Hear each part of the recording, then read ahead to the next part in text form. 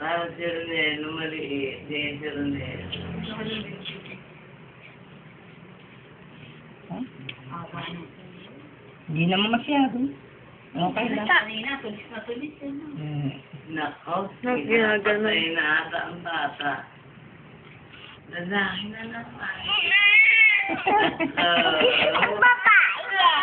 Nananahimik lang mo. Lalaki. Ganyan sa tiyan niyan, tulog, tamad. Parang si Maki.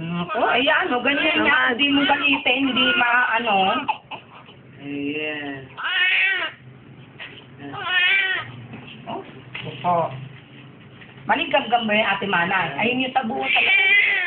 Maligam ka nga. Hindi na. Ibilis ko ng puso mo, anak. Bakit ba? Bakla.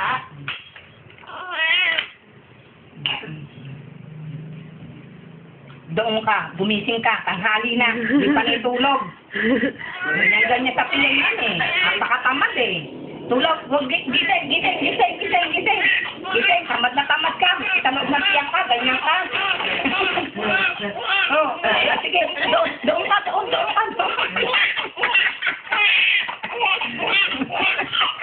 Eh, yung damit ako nanay na hindi sinusuot. Dagdagan mo sa tubig. Ha? Alin? Mainit. Dagdagan. Nay, dagdagan. Dagdagan yung konti. Baka naman mapasok si Rene. Nya. Pamunas sa damit. Huwag yan, maligas-gas yan. Yan damo ng damit to, sulapa. Ano na nga yan din? Lagay mo na dito sa isa tabi. Eto, inunan yan. Lagay mo yan.